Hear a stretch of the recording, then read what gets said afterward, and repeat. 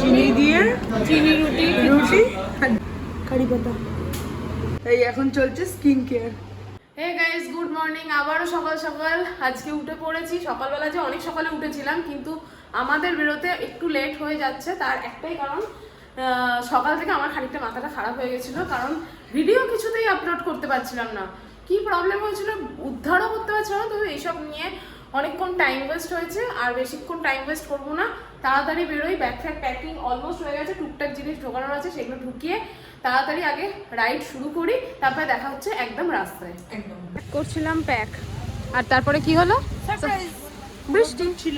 এই মাত্র bag pack করছি, 10 মিনিট হবে ব্যাগ প্যাক করছি, বৃষ্টি নেমে গেল এর মাঝখানে। কি জ্বালাতন, কি জ্বালাতন, ওয়েদার দেখলেই যেন রাগ ধরছে। মিনিট 5 থেকে 10 হবে, কাঠ ফাটা রোদ ছিল, কি আনন্দ পেয়েছিলাম। বৃষ্টি প্যাকিং করতে করতে আবার বৃষ্টি থেমেও গেছে, রোদও উঠে গেছে। আমরা যাত্রা জাস্ট স্টার্ট করলাম।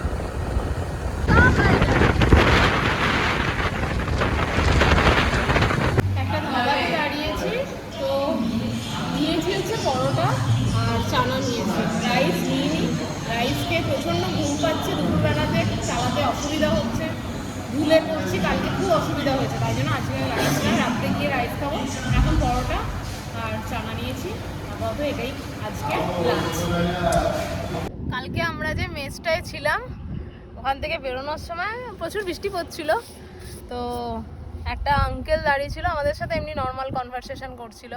তো যখন জানতে পেরেছেন যে আমরা 12টা জ্যোতির্লিঙ্গর পথে যাচ্ছি, মানে আমি এত আনন্দ আমি কাউকেই দেখিনি। আমরা তো ওনার কেউ নই, ঠিক আছে, কি আনন্দ। আর সত্যি কথা বলতে ওই মোমেন্টটা ক্যাপচার করতেও ইচ্ছা করছিল না, কি বলবো, ওগুলো না ফিল করা উচিত। বাইরে 4টে মানুষ যাচ্ছে, দেখছে, হাত নাড়ছে, একটা আলাদাই ফিল হচ্ছে।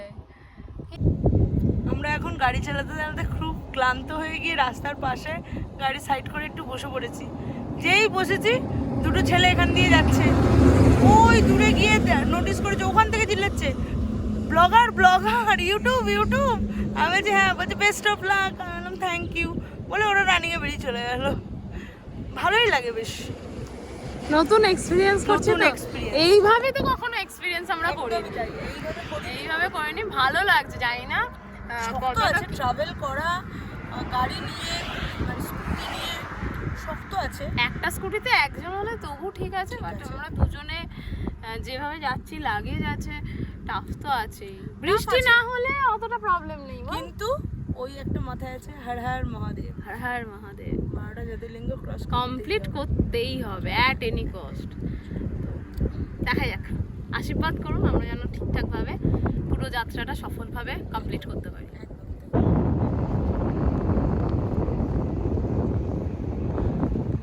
এই ওট আমার এখান থেকে যেতে ইচ্ছা করছে না, কি ভালো লাগছে দেখতে। ও মা, ওটো না একটুখানি বাদে যাচ্ছি। আর কতক্ষণ? এত ভালো লাগছে দেখতে, আকাশটা এত সুন্দর লাগছে, মেঘের খেলা হচ্ছে এখন। ভালো লাগছে, কি দারুণ লাগছে। সব ধানের ক্ষেত, উফ, ওখানে ধান বপন করছে, আর এই সাইডে হচ্ছে পাহাড়।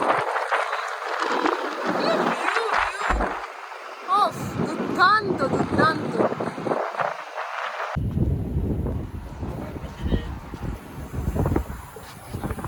হাওয়া দেওয়া হচ্ছে, চার্জারটা দে না।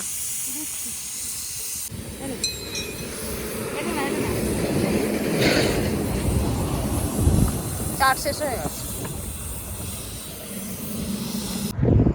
ভিউটা দেখো, আমি দাঁড়িয়ে গেলাম।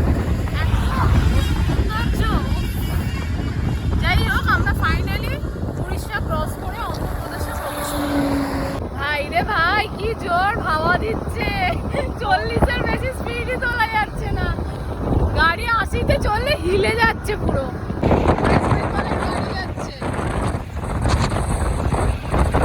গণেশ পুজো আর 2-3 দিন বাকি। গণেশ ঠাকুর রেডি হচ্ছে, দেখুন কি বড় বড় গণেশ ঠাকুর। ওয়াও, উফ, এই যে মন শান্তি হয়ে গেল। কি দারুণ লাগছে।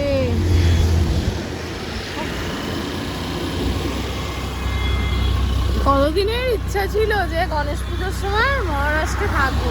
একবার আমি যদিও থেকেছিলাম, কিন্তু আমরা মহারাষ্ট্রে যাব, মহারাষ্ট্রে কিন্তু যাবো পরে। এবারে, কিন্তু গণেশ পুজো শেষ হয়ে গেল।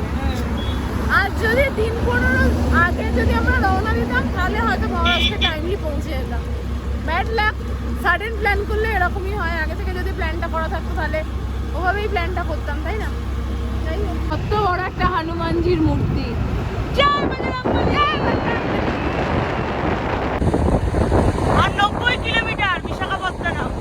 আমরা একটু টি ব্রেক নিই। কানে কালা হয়ে গেছে মনে হচ্ছে না? এই হেলমেট না পরে গাড়ি চালালে এই একটা সমস্যা। মানে শুনতে পাচ্ছি না আমি, মানে শুনতে পাচ্ছি না। এখন দাঁড়িয়েছি, ওই জন্য তুই কানে হাত দিচ্ছিলিস? হ্যাঁ এরকম করছিলাম না কানে, হ্যাঁ, শুনতে পাচ্ছি না এখন। আমার মাথা ঘুরছে, কেমন যেন একটা হচ্ছে। চুলটা কেমন হয়ে যাচ্ছে। তোর চুলটা তো ভালো আছে, আমার চুলটা কেমন বিচ্ছিরি টাইপের হয়ে গেছে। ছোট চা খাবো, চা খাবো। আর চলো। 90 কিলোমিটার মতন আছে। আর 90 কিলোমিটার আছে। যাবো 1-1.5 ঘন্টা, 2 ঘন্টা লাগবে বল। 2 ঘন্টা লাগবে, 2 ঘন্টা লাগবে। চ আগে একটু খাই।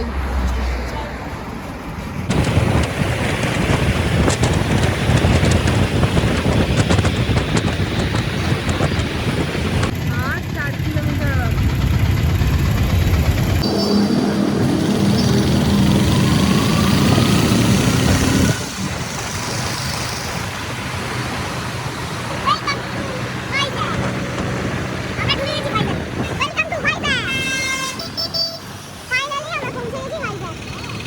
এখন বিশাখাপত্তনম ঢুকে গেছি। বেশ খানিকক্ষণ হলো, অনেকগুলো হোটেল দেখছিলাম। অ্যাকচুয়ালি আমাদের রেঞ্জের মধ্যে তেমন একটা হোটেল পাচ্ছি না। ঠিক আরকে, এই যে হলো, এই হলো আরকে বিচ, এই হলো আরকে বিচের ভিউ। আর ঠিক তার উল্টো দিকেই রয়েছে এখানে সোনার তরী, না সোনার বাংলা গেস্ট হাউস আর নিরালা সৈকত। এই দুটো হোটেলই আমি দেখলাম। বেসিক্যালি এটা গেস্ট হাউস, ভালোই, কিন্তু প্রবলেম হলো এটাই যে আমাদের বাজেটের থেকে বেশি এখানকার রুম ভাড়া। তো তাই জন্য আমরা 1500 টাকা, নন এসি 1500 টাকা বলছে। তো যাই হোক, আমরা আরেকটু দেখবো, কারণ আমাদের বাজেট অনুযায়ী আমাদের হোটেল হচ্ছে না। দেখি আরও কোথাও হোটেল পাই নাকি। খিদেও পেয়ে গেছে, ভাবলাম ব্যাগগুলো রেখে তারপরে খেতে বেরোবো। দেখা যাক কোনটা আগে হয়, খাওয়াটা আগে হয় না হোটেলটা আগে হয়। আইজাকে এসে আমরা একটাও হোটেল এখনো পর্যন্ত খুঁজে পাইনি, ঠিক আছে, মানে আমাদের বাজেট অনুযায়ী। তো এত জোর খিদে পেয়েছে, আগে এসেছি আমরা খেতে, নিয়েছি রাইস আর ডিম কারি। আগে এটা খাবো, খেয়ে দিয়ে তারপর হোটেল খুঁজতে যাবো। আমি অন্ধ্রপ্রদেশে এসে অন্যান্য জিনিস চাই না, প্লেন ভাতের মধ্যে কারি পাতা। ডিমের কারিতে এত ঝাল, তানিয়া খেতেই পাচ্ছে না। আমি এখনো যদিও খাইনি, খাচ্ছি। এত ঝাল যে দই নিতে বাধ্য হয়েছি। যদিও এখানে মিষ্টি দই তো পাওয়া যায় না, টক দই পাওয়া যায়। তো চিনি দিয়েছে, চিনির সাথে টক দই দিয়ে খাচ্ছি। কিচ্ছু করার নেই, অতিরিক্ত ঝাল। আর যাই তরকারি পাতি যাই নিবি, সব হয় কারি পাতা নয় ঝাল। এমনি কারি পাতা, ডিমের কারিতে শুধু কারি পাতার গন্ধ। তার থেকে হয় দই ভাত, একটা ডিম নিয়েছি, খাই চুপ করে। কিরে ডিমের কারি খাচ্ছিস? ও এখন খাচ্ছে চিনি দিয়ে, চিনি রুটি রুটি আর ডিমটা এমনি খাবে। খাওয়া যাচ্ছে না, এত ঝাল, এত ঝাল। কালারটা দেখুন না, এত ঝাল খেতে অভ্যস্ত নেই, পেট চলবে। অনেক খুঁজে খাজে একটা ফাইনালি একটা হোটেল পেয়েছি, হচ্ছে সুরিয়া রেসিডেন্সি। এই হলো সুরিয়া রেসিডেন্সি। ভিখারির মতন দাঁড়িয়ে আছে, মুখ চোখের কি অবস্থা। ভিখারি? হ্যাঁ, মুখ চোখ ওরা ভিখারি। ঠিক আছে, চল। এই হলো আমাদের রুম। এই হোটেলটায় আমরা 5 বছর আগে এসেও এই সুরিয়া রেসিডেন্সিতেই ছিলাম।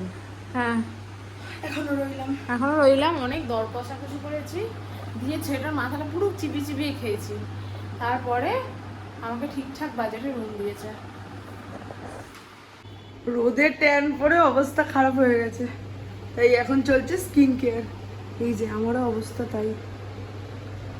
আজকের ভিডিওটা এখানেই শেষ করছি। আমাদের ভিডিও থেকে যদি কিছু ভালো লেগে থাকে তাহলে লাইক, কমেন্ট এবং শেয়ার করে নেবেন। আর সঙ্গে থাকবেন, পাশে থাকবেন এবং আশীর্বাদ অনেক অনেক করতে থাকবেন, যাতে করে আমরা এই সম্পূর্ণ যাত্রাপথ খুব সুন্দর করে শেষ করতে পারি।